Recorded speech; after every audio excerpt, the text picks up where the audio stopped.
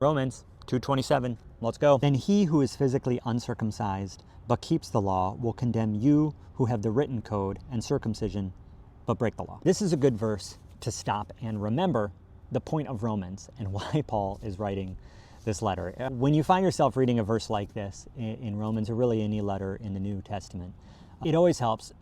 It's actually critical to understand the context of the letter. When it comes to Romans and Paul is talking about circumcision, we should be like, well, what is the context, right? Because he's going to come back to this in chapter 3 and chapter 4.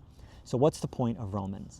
In the back of our mind, as we're reading Romans, we should always be thinking of Romans 1:16 and 17, where Paul says, I am not ashamed of the gospel, the power of God for salvation, the righteousness from God.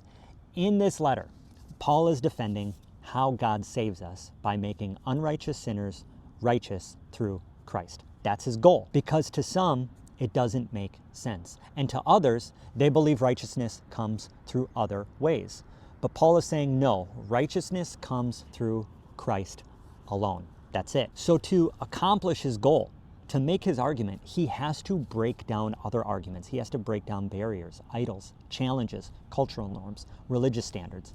So we see and accept the reality of how God saves by grace through faith, so that no one may boast. This is Ephesians 2:8 and 9.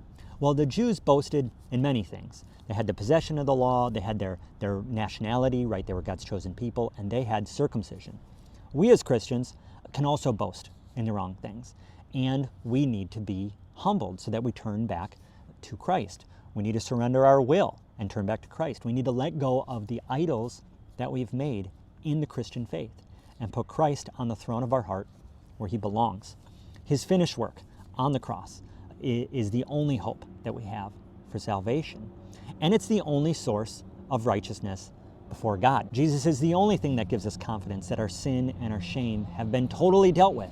And his resurrection is a reminder that there is something way better ahead. And that is good news. And Paul is going to say whatever he has to say to remove the barriers in our heart, in our mind, that get in the way of totally embracing the good news, which is how God saves us through Christ and how God makes us righteous through Christ.